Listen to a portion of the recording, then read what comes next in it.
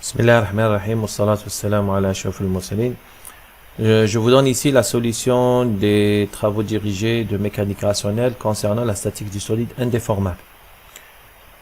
Alors, premier exercice, une poutre uniforme AB de longueur L et de poids P est insérée dans une ouverture murale. Le contact entre la poutre et le mur est sans frottement. Déterminez l'amplitude de la force F pour assurer l'équilibre de la poutre. Donc nous avons une poutre qui est insérée dans un mur.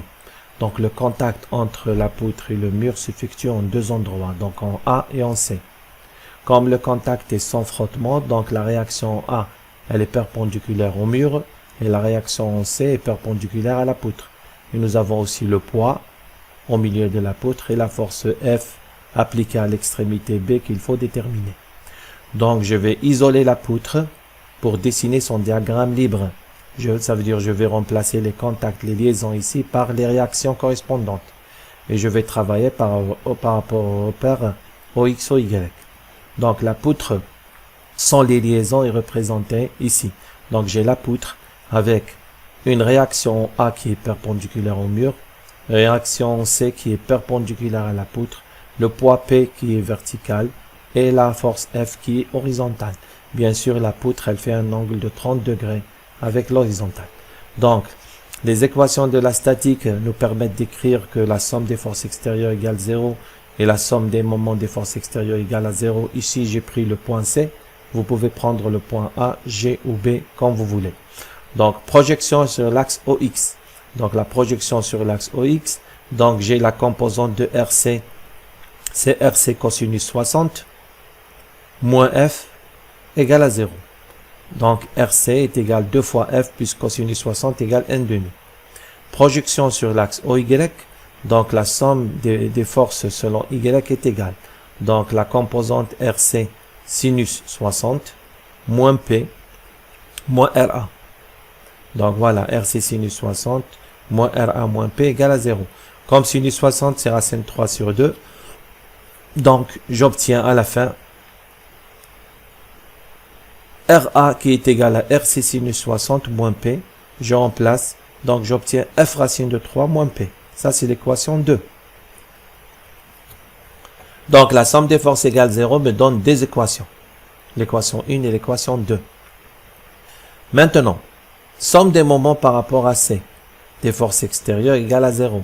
Donc, j'ai le moment de RA. Donc, CA vectoriel RA plus CB vectoriel F plus CG vectoriel P. Donc, je prends les vecteurs CA, CB, CG et les vecteurs RA, RB et P après avoir fait les produits vectoriels. Donc, j'obtiens RA, L moins A cosinus 30 moins P facteur de A moins L sur 2 cosinus 30 moins F fois A sinus 30 égale 0. Et en remplaçant les différents cosinus et sinus par leur valeur, on obtient F égale à P racine de 3 sur 6 moins 8A sur L. C'est la force F nécessaire pour maintenir la poutre en place. Exercice numéro 2.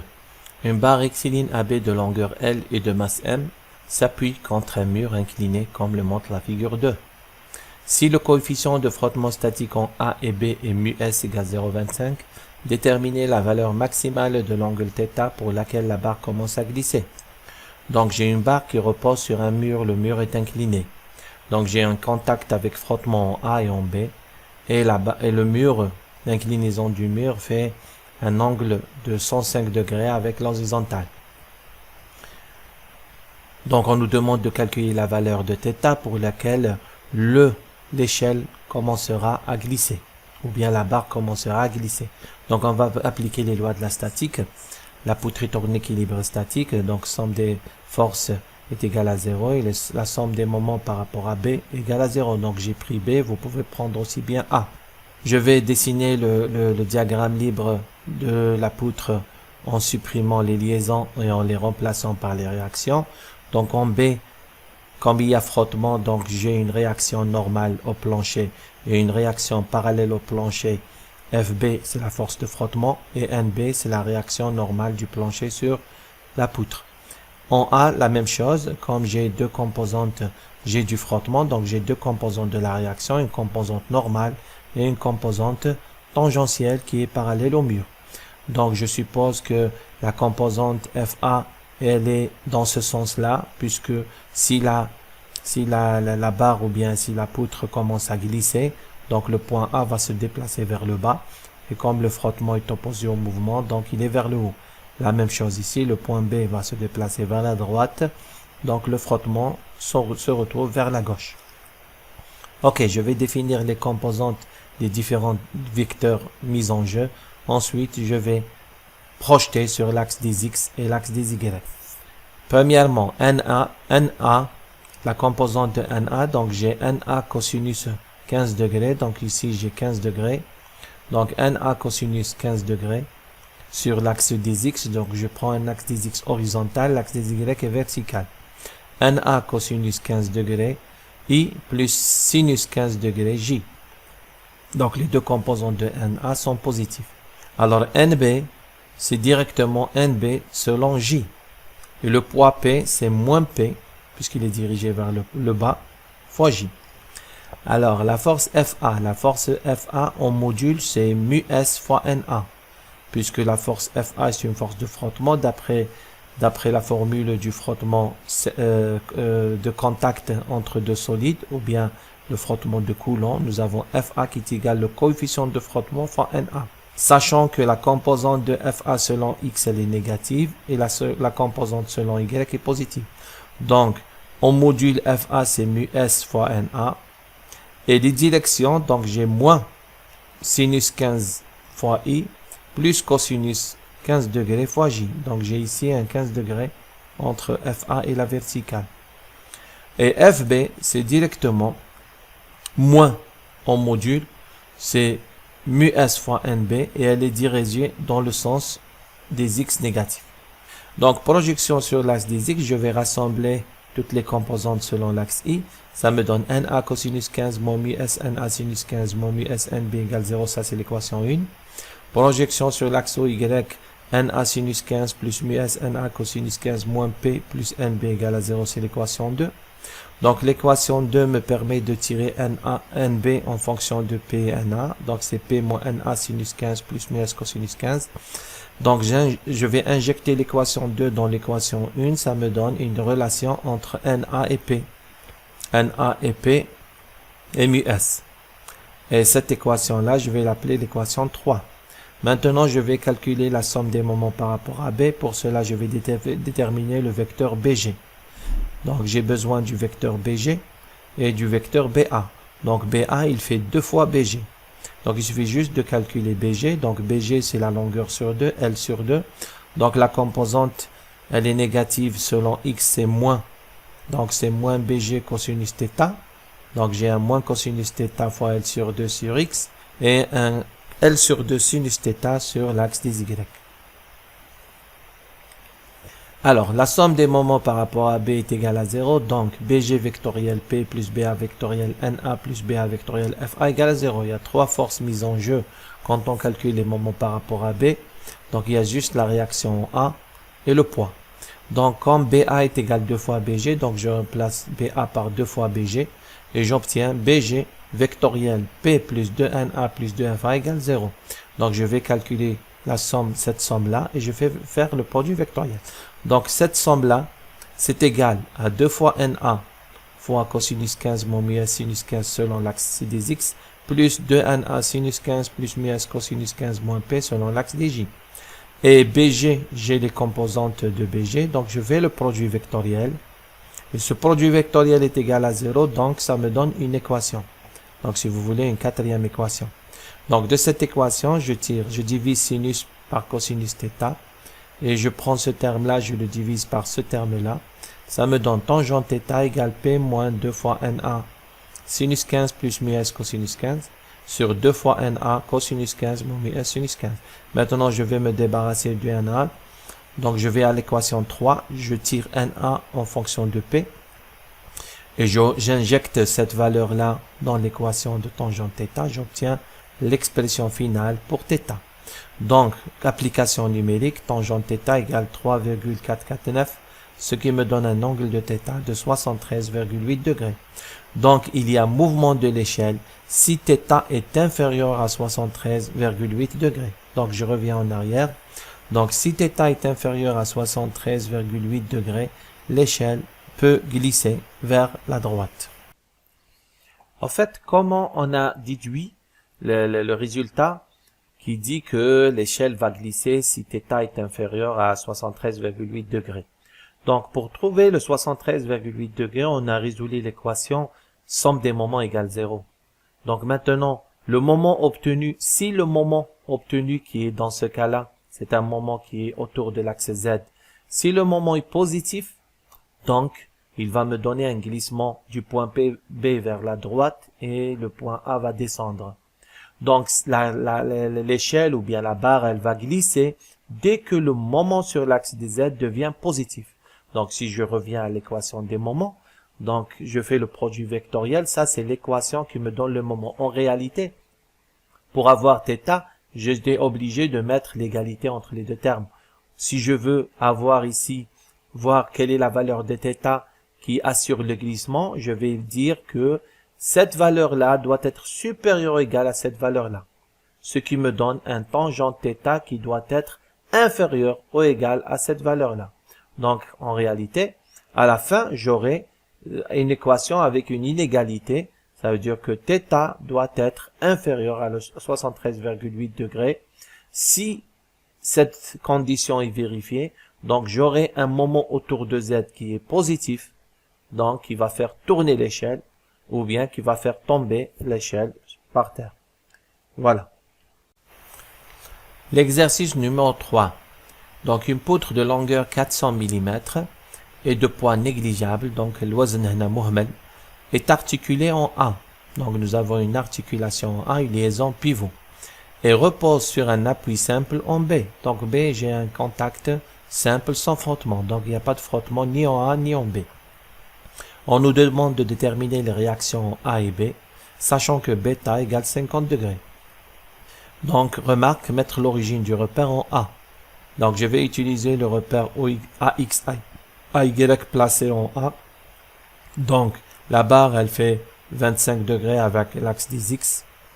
Et j'ai la force F qui fait un angle bêta 50 degrés avec l'axe des X. Donc je vais dessiner le diagramme libre de la poutre sans les liaisons. Donc je vais supprimer les liaisons. Donc la liaison pivot, quand on supprime les liaisons pivot, on la remplace par deux réactions. Une réaction selon X et une autre selon Y. Donc deux inconnus. Puisque la liaison pivot, elle induit dans le plan deux inconnus. La réaction en B, elle se fait sans frottement, donc elle est perpendiculaire à la poutre. Donc j'enlève la liaison en B et je la remplace par la réaction RB. Donc les forces mises en jeu sont RAX, RAY, RB et F. Le poids étant négligeable, donc on va pas l'utiliser. Donc, j'applique les lois de la statique. La poutre est en équilibre statique, donc la somme des forces extérieures égale à 0. Et la somme des moments des forces extérieures par rapport à A égale à 0. Projection des forces sur l'axe OX. Donc, la projection de F sur l'axe des X, c'est F cosinus bêta, F cosinus 50, moins RB. Donc, la projection de RB sur l'axe des X, c'est moins RB sinus 25 degrés, plus RA, plus RAX. Et ceci est égal à 0. Donc la même chose sur l'axe des Y. Donc la composante de F sur l'axe des Y c'est négatif. Donc c'est moins F sinus bêta. Moins F sinus 50. Donc RB c'est plus RB cosinus 25. Plus RAY qui est égal à 0. Donc ça me donne deux équations. La troisième équation c'est la somme des moments par rapport à A. Donc la somme des moments par rapport à A, j'ai RB. Et j'ai juste la composante, cette composante-là de F, donc, qui va me donner un moment. Donc, directement. Donc, la somme des moments par rapport à A est égale à 0. Donc, AB vectoriel RB plus AC vectoriel F égale à 0. Donc, je prends le vecteur AB, je prends le vecteur AC, le vecteur RB, le vecteur F, je fais le produit vectoriel. Il va me donner une seule équation selon l'axe Z. Donc, une seule équation qui est 0,15 RB moins 0,4 F sinus 75 qui est égal à 0. Et ça, c'est l'équation 3. On remplace par les valeurs numériques. Donc, la première équation, elle va me donner une relation entre RB et RAX. La deuxième équation, elle va me donner une relation entre RB et RAY. La troisième relation, directement, elle va me donner la valeur de RB. Donc, résolution de ces trois équations. Donc, RB égale 257,58 newtons. RAX est égal 44,68 newtons. RAY égale moins 156,78 newtons. Et le module de RA, c'est la racine de RAX au carré plus RAY au carré, c'est 163,02 newtons. L'exercice numéro 4 est un problème de statique dans l'espace. Donc, nous avons une plaque qui est suspendue par une articulation sur l'axe X et fixée par deux câbles à deux points, en deux points. Donc, les deux points sont placés dans le plan XZ. Dans le plan XZ, donc nous avons les dimensions de la plaque et la hauteur des points de fixation. Une plaque est liée par une articulation cylindrique à l'axe OX et est maintenue dans le plan XY par deux câbles inextensibles. Donc les câbles sont inextensibles. Les deux câbles sont fixés dans le plan XZ à la même hauteur de l'axe OX et symétriquement par rapport au plan YZ. Donc nous avons le plan YZ qui est un plan de symétrie. Afin de calculer les tensions dans les câbles et les composantes de la liaison pivot, nous transformons le problème tridimensionnel en un problème plan. Calculer les réactions et les tensions. Les données du problème sont le poids de la plaque 200 kg, le centre de gravité de la plaque XG égale 0, YG égale 1,4, ZG égale 0. Donc 1,4, donc il est à peu près ici. Le centre de gravité est à peu près ici. Alors, pour transformer, puisque nous avons YZ, c'est un plan de symétrie, donc nous allons nous mettre dans le plan YZ et transformer le problème 3D en problème 2D. Donc le problème 2D, c'est ça. Donc le plan YZ. Donc la tension dans les câbles, c'est j'ai deux fois la même tension. Donc je remplace les câbles par 2 fois T, puisque j'ai deux câbles. La plaque qui se trouve dans le plan OXY, elle est remplacée par son poids à la distance YG qui est égale à 1,4 mètres. Et les réactions de la liaison pivot, la liaison cylindrique XY. Donc, les réactions sont deux composantes. Donc, j'ai une composante selon Z et une composante selon Y. Donc, ceci, c'est la transformation du problème tridimensionnel, 3D dans l'espace, en un problème bidimensionnel ou un problème 2D. Donc, ça, c'est le diagramme libre où j'ai supprimé les liaisons, la liaison cylindrique et les câbles, et je les ai remplacés par les forces correspondantes. La plaque est en équilibre statique. Somme des forces extérieures égale à 0 et la somme des moments des forces extérieures par rapport au point O égale à 0. Alors maintenant, je vais déterminer d'abord le alpha. Donc je sais que tangente alpha est égale à 1 sur 2, 1 demi. Donc tangente alpha égale 1 demi, donc alpha égale 26,56 degrés. Donc alpha étant déterminé, les inconnus qui me restent c'était RY et RZ. Projection des forces sur l'axe Y. Donc sur l'axe Y, j'ai RY moins 2t cosinus alpha. RY moins 2t cos alpha égale à 0. C'est l'équation 1. Alors sur l'axe Z, donc j'ai RZ moins P, alors moins P plus 2T sinus alpha. Donc 2T sinus alpha plus RZ moins P égale à 0, c'est l'équation 2. L'équation 3, somme des moments par rapport à O égale 0. Donc les seuls moments existants, c'est le moment de P, donc P que multiplie YG, il est dans le sens négatif. Et j'ai 2T sinus alpha que multiplie la distance 2. Donc 2T que multiplie 2 que multiplie sinus alpha et 1,4 P. Donc ce sont deux moments opposés. Donc celui-là est négatif, celui-là est positif. Donc j'ai 1,4 fois P moins 2 fois 2t sinus alpha égale à 0. Donc, j'ai pris comme sens positif le sens horaire.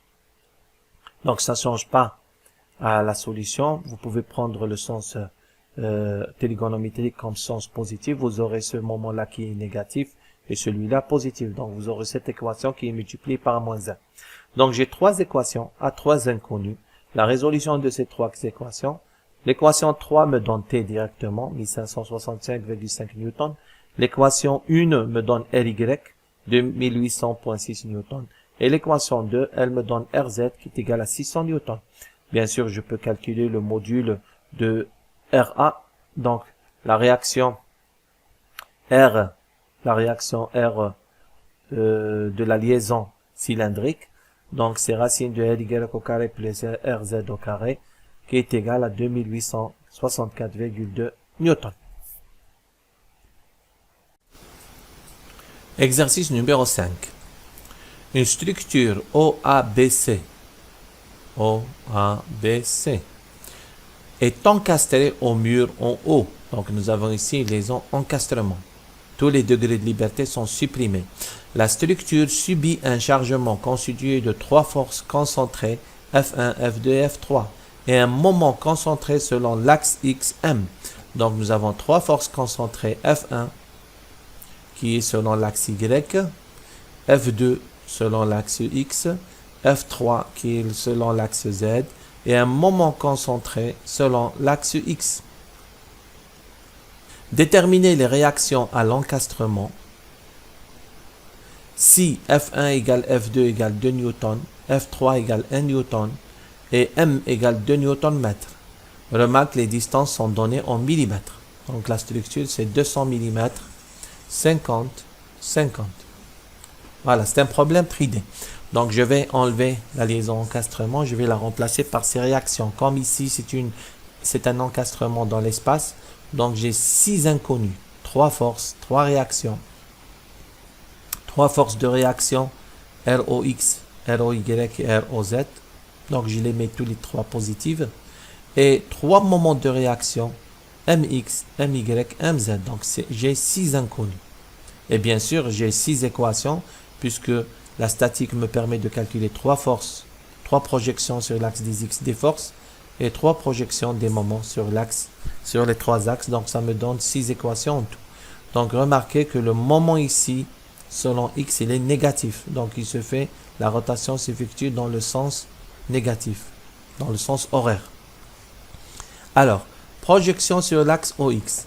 Donc sur l'axe OX, donc qu'est-ce que j'ai?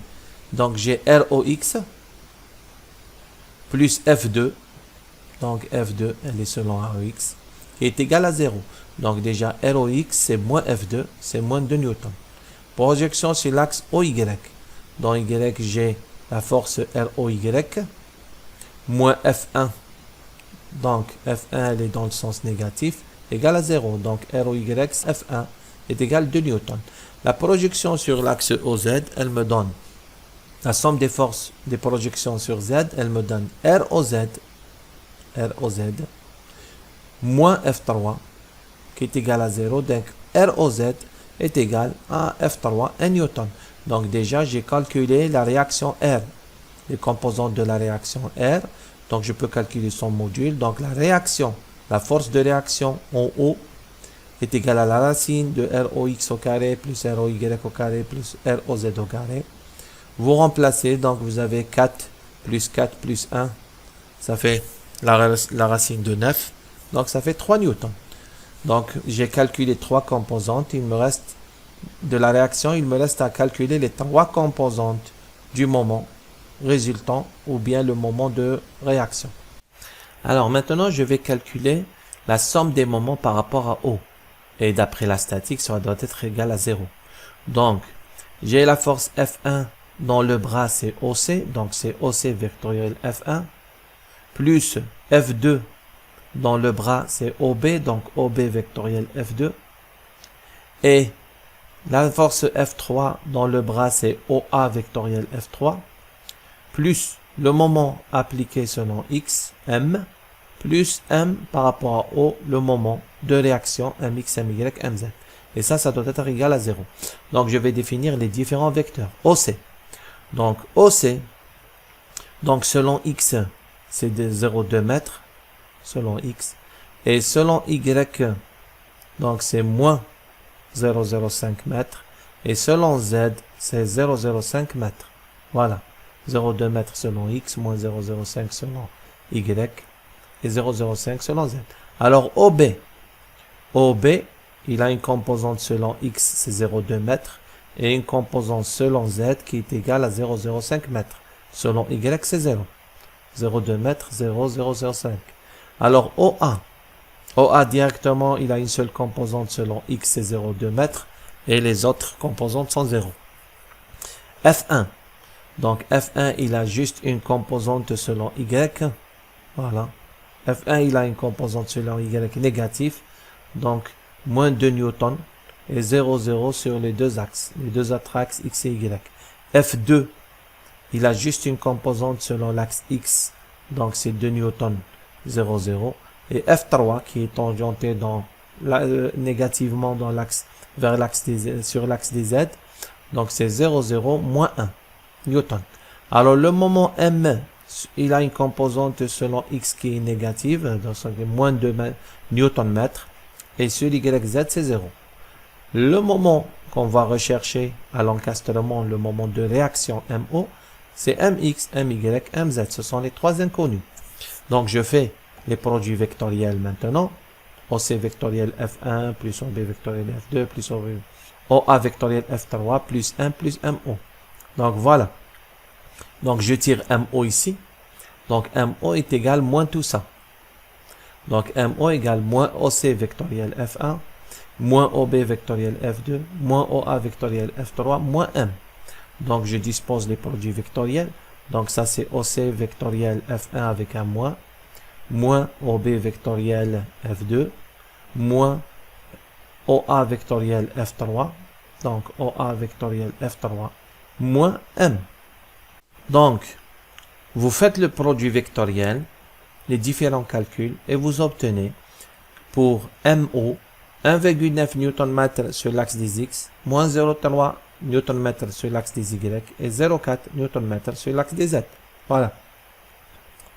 Et le module de MO, c'est la racine de 1,9 au carré plus 0,3 au carré plus 0,4 au carré. Ça donne 1,96 Nm. Ceci termine la solution de la troisième série de travaux dirigés du cours de mécanique rationnelle. Merci pour votre attention. Salam alaikum.